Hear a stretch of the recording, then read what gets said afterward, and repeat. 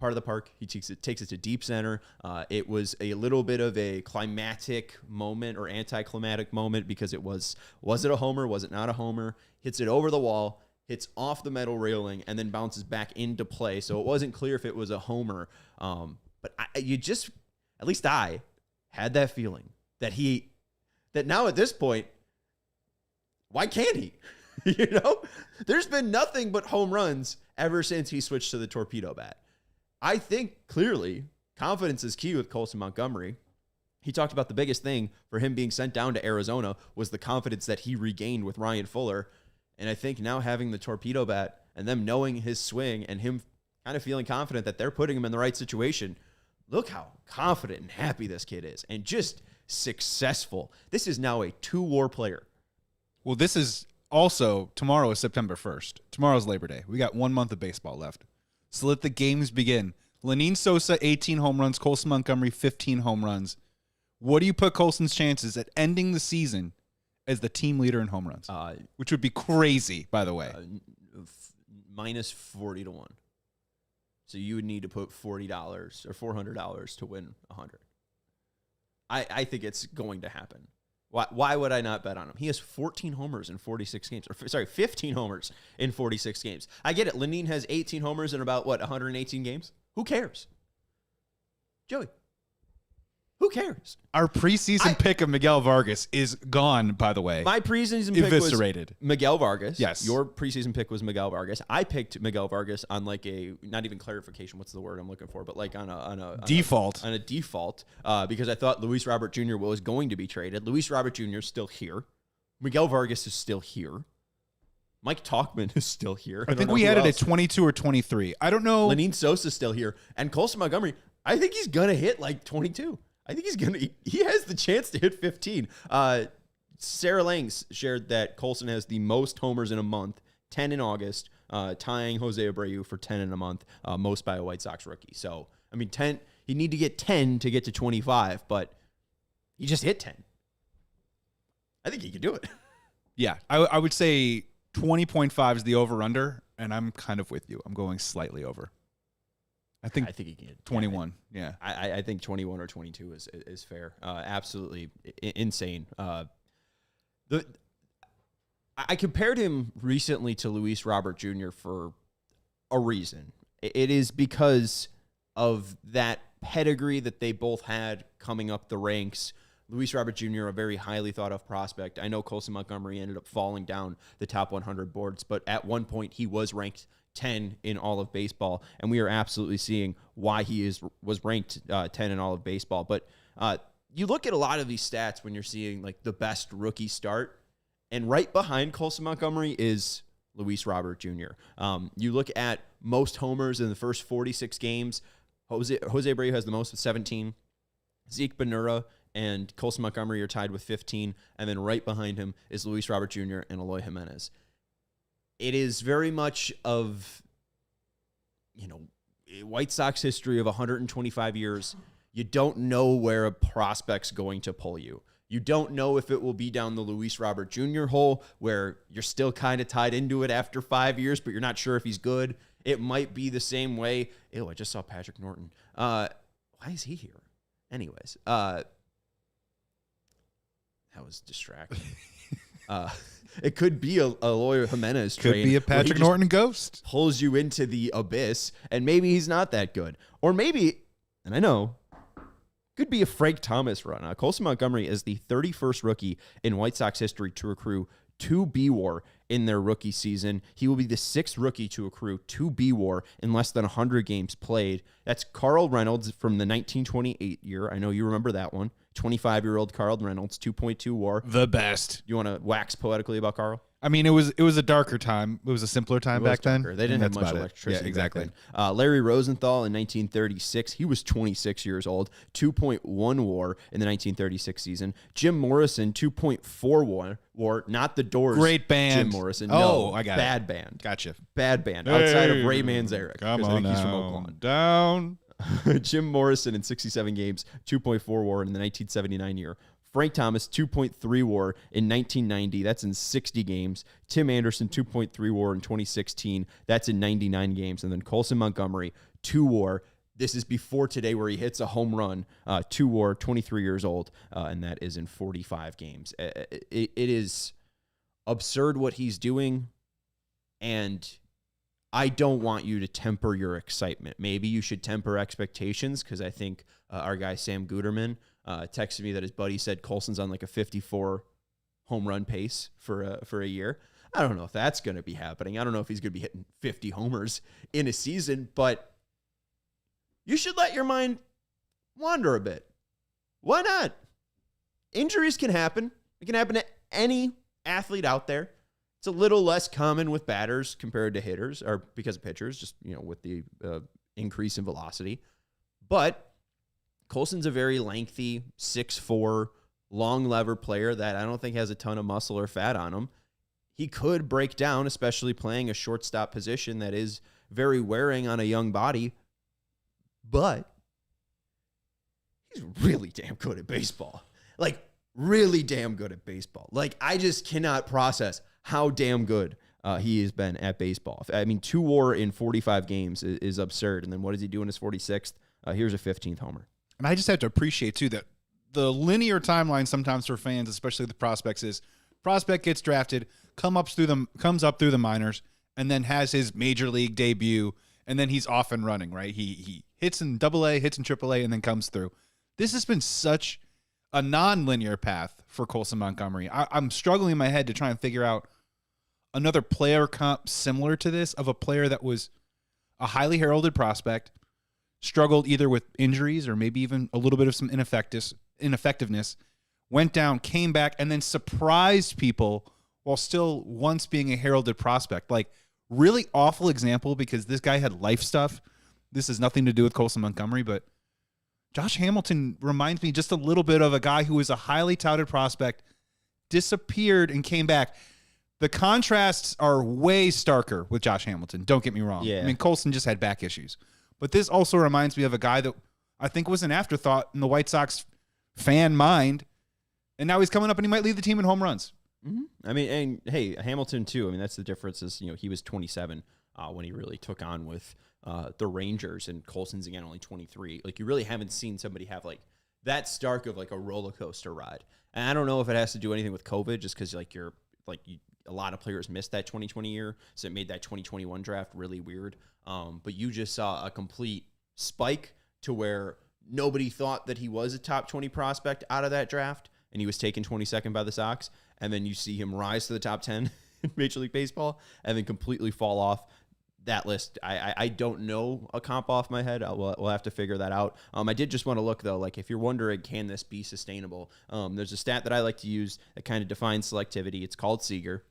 If we're going to be comparing him to Corey Seager, let's use the stat named after him. It's about swinging at pitches in the zone and not swinging at pitches outside of the zone and measuring your effectiveness of that. A good Seager number is around 26. That's where Corey Seager himself is at. Last time I checked this, Colson Montgomery was around a 4 Seager, which is a positive number, not a negative. Can be a negative number. Now he's up to 8. So since I've checked that, he's doubled his number. And obviously with that doubling, I think we've seen him swing at a lot better pitches and get a lot better results. I do think that this is absolutely sustainable for him. If you want to buy a jersey, go buy a jersey. I think it's absolutely worth going out and adding a Colson Montgomery white and black pinstripe jersey, a black alternate jersey. Maybe you like the City Connect jersey. Go get a 12 Montgomery jersey, because it's absolutely worth the investment, I think. Kevin M saying, I mean, are we thinking 30 to 35 homers in 2026? That seems reasonable at this point. I hate expectations like that, because I understand why you would put that number that high, Kevin, but we just don't know what he'll deal with.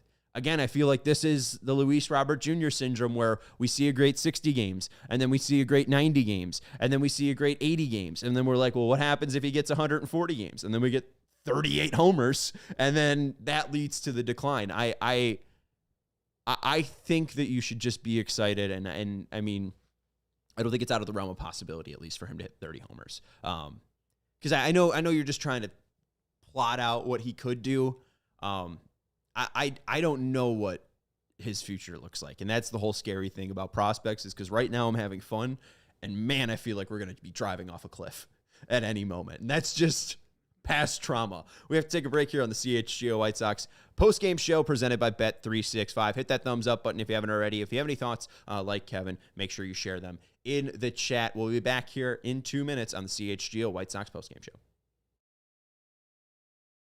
Whatever the moment, it's never ordinary with our friends over at Bet365. New customers, when you bet your first $5, you get $200 in bonus bets, whether that bet wins or loses. It is the start of college football. It is the start of NFL. You can hear all of the theme songs playing in your head. Next Monday, the Bears will be taking on the Vikings. We just saw a ton of Big Ten matchups this Saturday.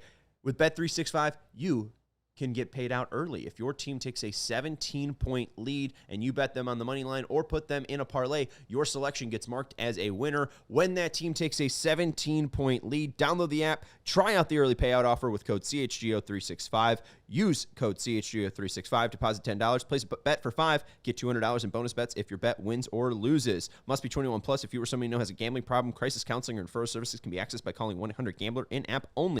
For all the right reasons, call 866-4-SEASONS. Joey, where you at? Joey, where you at? Joey, where you at? Four Seasons. Four Seasons Heating, Air Conditioning, Plumbing, and Electric has been serving Chicagoland for over 50 years, and now is your time to get your air conditioning checked out because it's false fall. You know that AC is going to be used again one more time this summer. Four Seasons experts are ready to help you with AC installation, maintenance, and repair. And beyond that, their expert technicians ensure you always receive reliable service, and Four Seasons doesn't charge more for service during nights, weekends, and holidays. If it's a plumbing, electrical, heating, or cooling emergency, if you need a new hot water tank or generator, call Four Seasons. 866 Four Seasons. They don't charge more for nights, weekends, or holidays. Your trusted local experts are Four Seasons Heating, Air Conditioning, Plumbing, and Electric. Visit fourseasonsheatingcooling.com for all their money-saving and special offers, their money-saving coupons. Visit fourseasonsheatingcooling.com.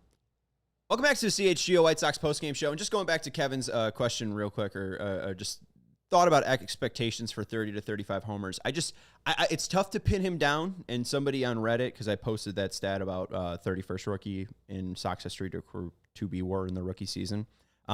Somebody, uneducated reviews, said even when I believed him the most as a prospect, I never expected this, which I think is a great way to sum this up. I never, even though I thought he had all of the possibilities, former basketball star, could have played at Indiana, hot, great start in low A, was aggressively promoted to Birmingham and Charlotte, the Arizona Fall League All-Star MVP, right? Like, I bought into the hype. And I still, had no clue that he would be this. It is very much like Joey Gallo, where it's so extreme. But with how hard he hits the ball, I think that, 220-ish batting average? Right now he's at 224. I think that easily could be 240, 250. I don't think that he's a Joey Gallo-like hitter. I think that he's just getting an insane amount of results right now on his batted ball data. And I think it's mainly because he swings the hell out of the bat. It could be Joey Gallo, but I think he could be, and not to be crazy, because this guy's built like a truck. And that's the whole reason his bat speed hasn't gone down. Colson needs to avoid the natural aging curve of bat speed falling off. But it's like Mike Stanton in a way. And obviously he turns into Giancarlo. But like a real young Giancarlo Stanton hitting homers. Just so lanky, just swinging as hard as he absolutely can. And I hope Colson Montgomery one day gets as jacked as Giancarlo Stanton, because, boy, that'd be fun. And then changes his name to, Todd. Does the opposite of Mike does Giancarlo. Yeah, Colson's a cool name, and then he just goes to, Bert. I forget why there was that name change, and I don't know. But, yeah, his middle name's Cade.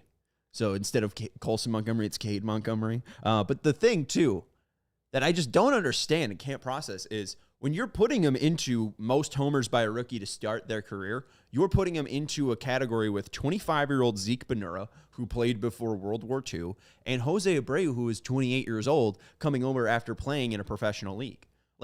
You're not talking about even true rookies in a way. You are talking about guys that had the leg up. This isn't like TA or Luis Robert Jr. or Eloy Jimenez. He's been better than Luis Robert Jr. and Eloy Jimenez and TA.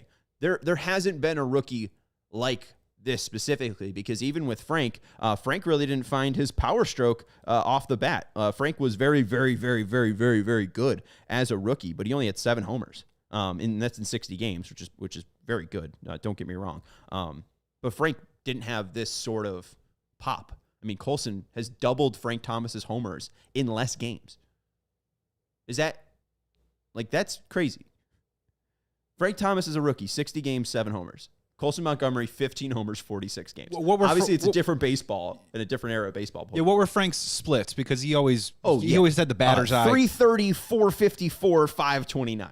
A very good hitter. I'm not trying to say Colson Montgomery isn't better than Frank Thomas. No, he was lacing. He was lacing I doubles. wasn't around for Frank's rookie year, and even then, that is kind of crazy to think about. That even 22-year-old Frank Thomas had less pop in quotes, than Colson. Yeah, Frank came up for many years, even those back-to-back MVP seasons. He was very much a line drive hitter, which spoke to how strong he was because he could hit line drive home runs. And then later on in his career, he got a little bit more into that launch angle. But no, this is still incredibly impressive. Yeah. Oh, Frank Thomas also the dumbest first full 4 seasons of any player. A 23-year-old to 26-year-old putting up 26.5 WAR and 135 homers and a 326 batting average. It was a great time to be alive. 600 slugging percentage. He was the king of he would just get on base every first inning. Mm-hmm. It was don't be late because Frank's either going to hit one out or he's just going to hit a single. It was incredible. It was uncanny. Let's go to Mini Dar in the chat here. He has a couple of questions, or they have a couple of questions. So let's check that out. I also just want to look up some of the data that they're asking about. Mini Dar saying, though, Fuller made it seem like nothing was wrong with his with hitting homers in today's game, which is true. And Rick Hahn wasn't against homers. Again, he said ball go far, team go far. They just had no idea who actually could hit home runs, and they signed Andrew Benintendi to a $75 million contract. Mini Dar also adding on about Colson. He is a star. He has too much confidence. His bat is too quick. He's too good of an athlete to fail. Have you seen his dad? He won't be a fatty. So I guess I haven't seen his dad.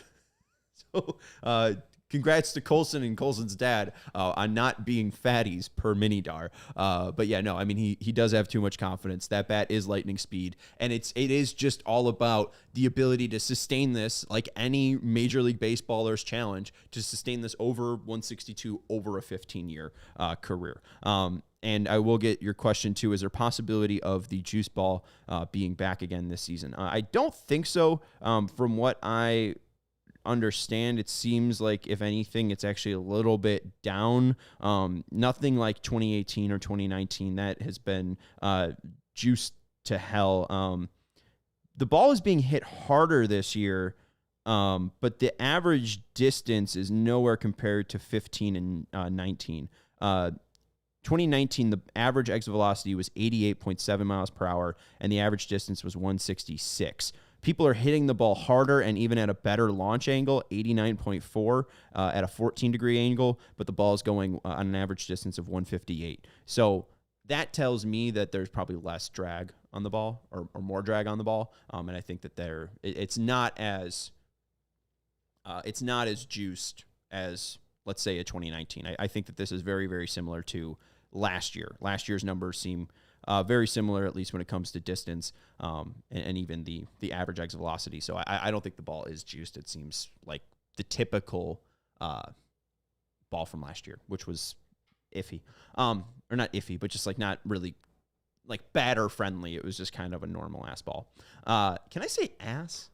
I guess I've said it twice now. I believe you can. Okay, well, we've said it. You could say tushy, too. You could say bum, rump. Hit that thumbs up button cheeks. If you haven't already. Someone hit the thumbs down button, as I said.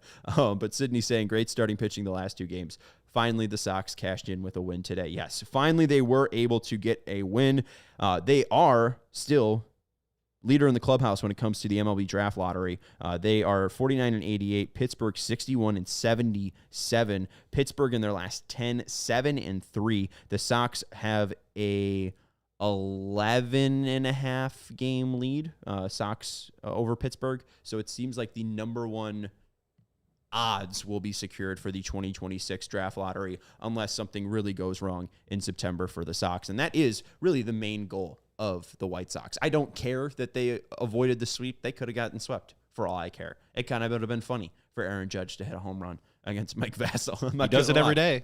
For them to lose 4-3 today. But let's look at this chart, or at least graphic from CHSN. I think this is on their pregame show yesterday, today. And this is in games decided by 2 runs or less. The Rockies have a 25-35 record. The Twins have a 24-33 record. The Braves have a 27-41 record. And your Chicago White Sox have a 15-49 record, which is not good. But honestly, that kind of gives me hope. I feel like that's in some way a good thing to see, because I think that's a very fickle thing. I think it's really impossible to be that drastically opposed to being in games, especially when you are only down by 2 runs or less. And I think we can tell that the real reasons that those are that way are, lack of poor defense in a way. I mean, I'm really thinking of just Lenyn Sosa. And then the terrible bullpen that we do have. Mike Vasil being the guy to shut down Aaron Judge is pretty laughable. The Yankees in their bullpen have 3 former All-Stars who have all closed for different teams before. We have Mike Vasil, who was cut by the Yankees. They took him in the Rule 5 draft, and they said, we're actually good on this guy. And that's how the White Sox got him. I think that this gives me hope in a way, because Shane Smith looked so good. I think that they have so much that they could possibly spend to add on to this team. And even if they don't, I think that the 9 hitters that they have, if you look at who are the ones that I specifically put out there, Colson, Lenyn, Teal, Robert, Vargas, Caro, Mydroth, Mead, and I put Braden Montgomery. But if you add a free agent, if you have Benintendi in there, I still think that they have like 8 to 7 hitters that I feel really, really excited to see the future of. Some people have brought up Brian Ramos. He's 23, and I would be interested to at least see what he could do. I think that the Sox are in a really good place. I understand that this isn't the result that everyone wanted to. You want to avoid 100 losses again. This is going to be the 3rd likely straight year that they've lost 100 straight in a season. But the seedlings for growth seem to be evident. Yeah. You have a possible star in Colson. You have some really good surrounding cast of characters, Mydroth, Teal, Caro. I still think that Luis Robert Jr. can be a star. I think it's a positive that he's actually going to be on the team this year. And, the pitching isn't half bad, especially led by Shane Smith. Yeah, and if you're going to be scoreboard watching with the Pirates and want to make sure that they have proper distance away so we get a better pick, obviously they have Paul Skeens. He goes every 5th day. And on top of it, too, they have a weird stat where they're actually the 5th or 6th best home team in Major League Baseball this year. So the Sox? No, the Pirates. Oh. I don't know what that means. Well, it means that I just mean, I don't know what that. I mean, good for them. They're still bad, but I mean, we want them winning games. What do they have? They don't have Skyline Chili. They have like Altoona Pizza. Yeah, but it's like a Permanis. It's French fries on anything. French fries on salad, French fries on sandwiches, French fries on just whatever. French fries and a Caesar salad could be good, but that's neither here nor there. It's heavy. Kevin has one question before we hit the break. Make sure you hit that thumbs up button and subscribe to the CHGO Sports YouTube channel. This is, I think, the final Sunday. Well, no, it won't be the final Sunday, but this will be the final weekend before NFL football starts. We are closing in on tailgate season. We'll tell you how you can join us after the break on our tailgate festivities for the 2025-2026 NFL season. But Kevin's saying, where would you spend this offseason? I wouldn't be opposed to spending on a first baseman. I wouldn't be opposed to spending on a right or left fielder.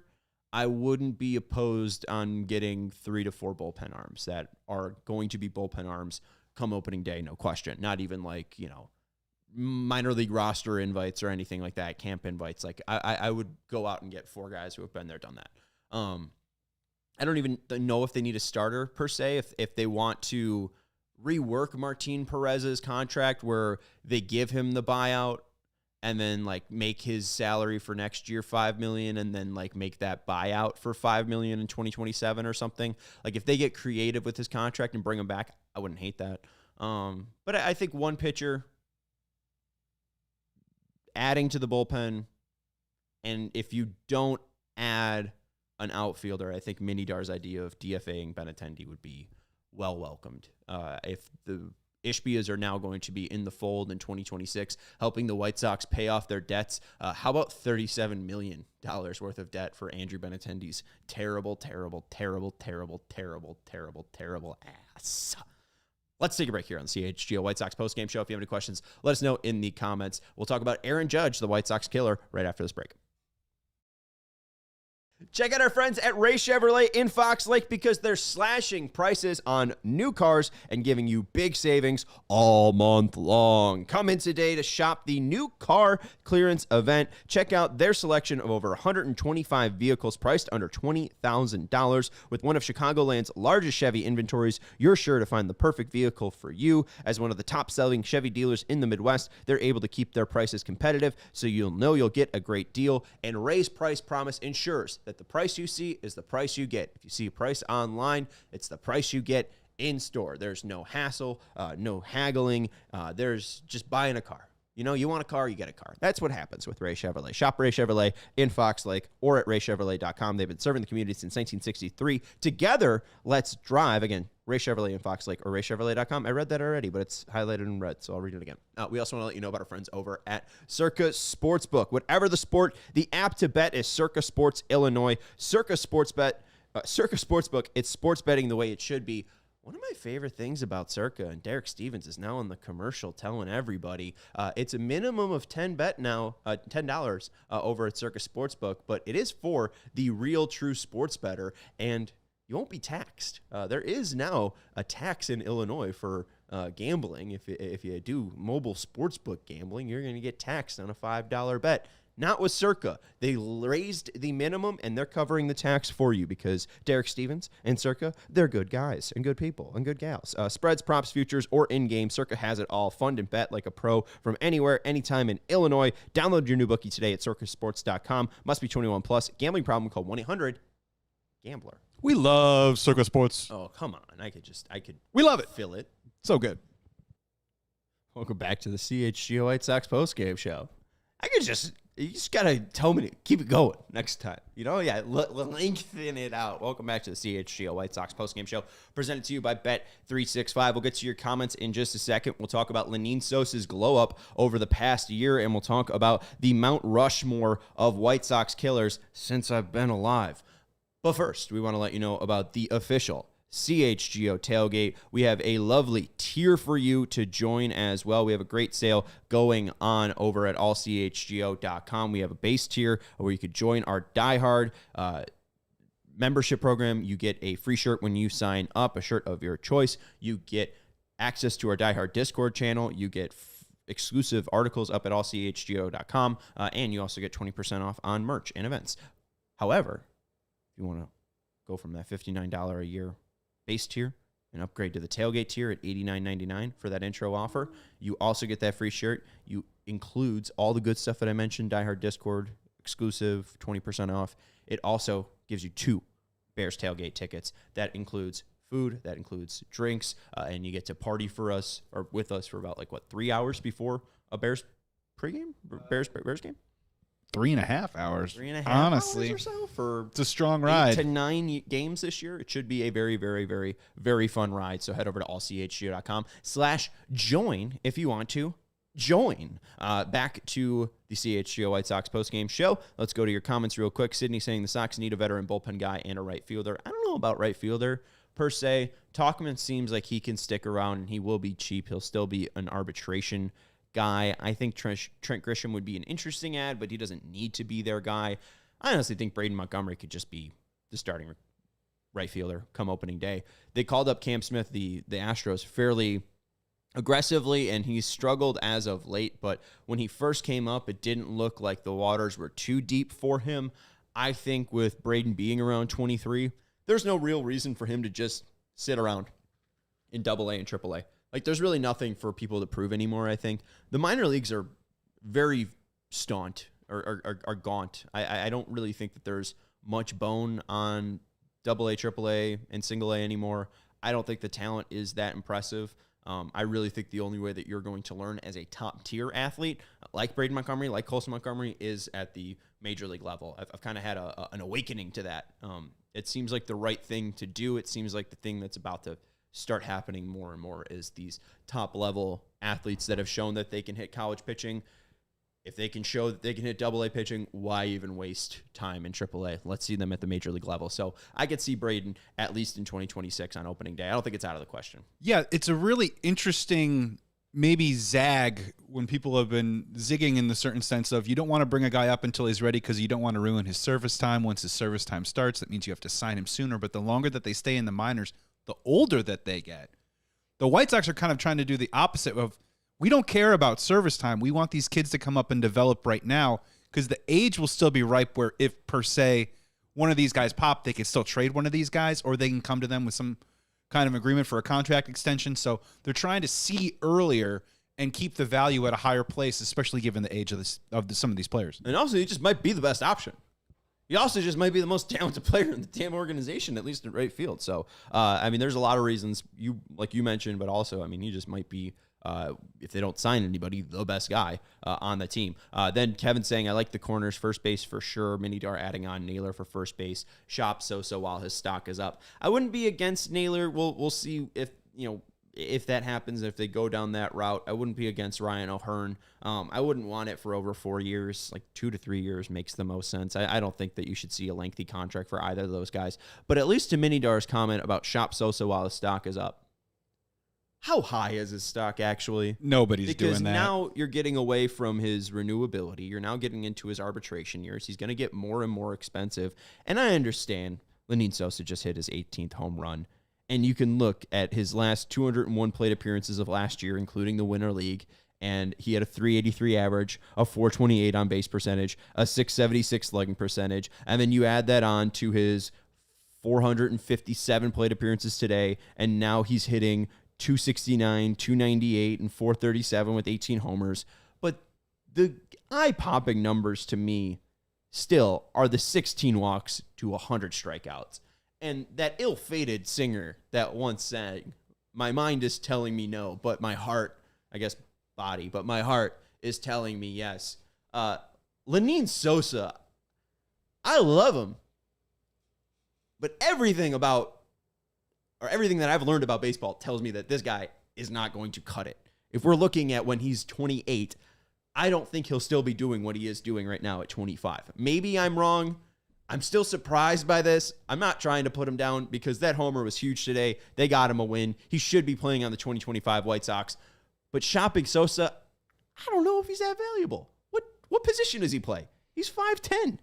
I'll throw out a hypothetical to you. I don't even know if I love this, but I want to get your take on it. I believe he has 2 years left of $40 million. If the Houston Astros came to you and said, this is all hypothetical, that they would eat 10, would Christian Walker do anything for you?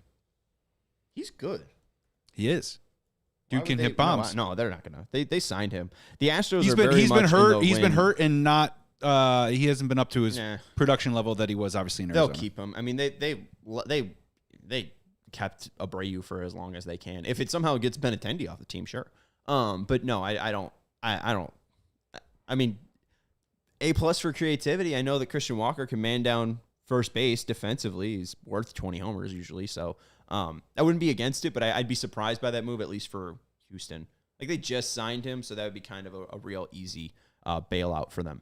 All right, if you have any thoughts, let us know in the comments. I'm not wooed over, Lenyn Sosa, but also I do love him, so it's a pull and a push from my brain and my heart. Let's talk a little bit about relationship. Sydney mentioned. Great starting pitching in the last 2 games. Great day from Martin Perez. Martin Perez, 16 innings pitched, 5 hits, 2 earned runs, 2 walks, 7 Ks, 99 pitches from the vet, 2.16 ERA with the White Sox. Absolutely absurd what Martin Perez has been able to do coming off a pretty severe shoulder injury. And he's like, yeah, I'm fine. Who cares?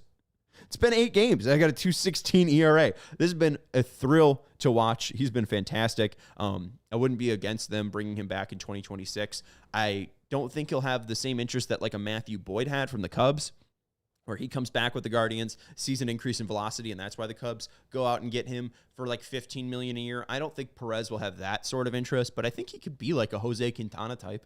I think that he's very much in that mold. Quintana's having success with the Brewers right now. I think Martin Perez could be of a similar mold, of a similar ilk, and I'd be fine with Perez 2.0 in 2026 for the White Sox. A hell of an 8 games for him. Shane Smith was fantastic on Saturday for the Chicago White Sox. I don't even want to talk about the nauseating outcome of that game, how they could have won in the 10th inning thanks to Lenyn Sosa. Let's just talk mainly about Shane Smith. In August, Shane Smith, 33 and 2/3 innings, 2.67 ERA, 31 strikeouts in 33 innings, 10 earned runs, 13 walks. The FIP is a little high at 484, but even last night, 6 1/3, 3 hits allowed, 2 walks, 7 strikeouts against the Yankees. He has been wonderful to watch. And you look at those games when it comes to called strike plus whiff percentage. August 1st, 27.8. August 7th, 35.9. August 13th, 29.3. August 19th, 27.7.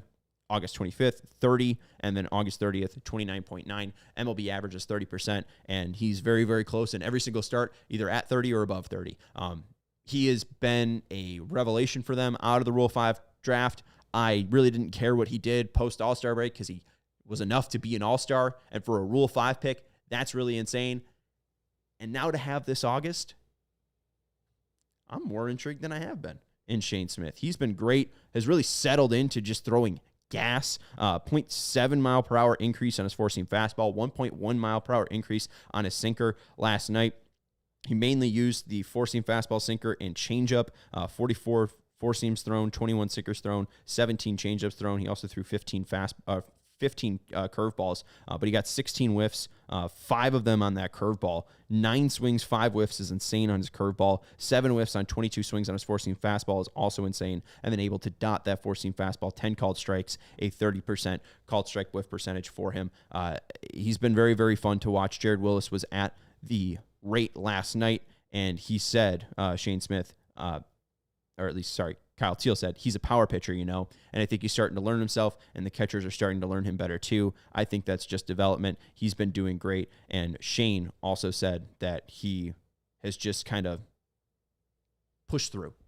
That's really been the thing, is that he's just been trusting himself, going out there and trying to do his best, and weirdly enough, that's what's happening. He said, I think once you try and dance around or not get hurt, that's when you get hurt the most. So I just want to be as aggressive as possible. He's being aggressive, and he looks damn good. So shout out to Shane Smith and shout out to Jared. You can check out that piece at allchgo.com. So we have to wrap up the show in about 3 minutes, and we're going to do that with the Mount Rushmore of White Sox killers.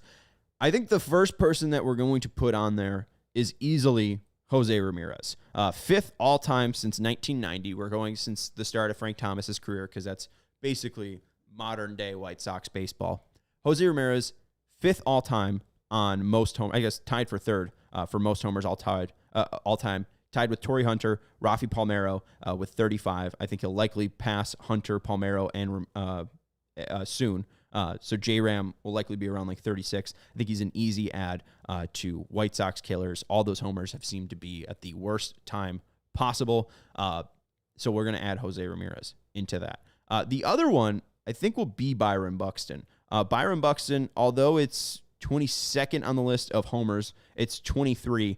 It's in 23 homers. It's in less than 100 games. I guess I could include Mark McGwire, but steroids. Mark McGwire had 25 homers in 66 games, but against steroids. Jose Canseco, 24 homers in 84 games.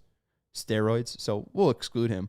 But Buxton, 281 average, 345 on base percentage, a 584 slugging percentage. I think it's very easy to include him as a modern-day White Sox killer along with Jose Ramirez.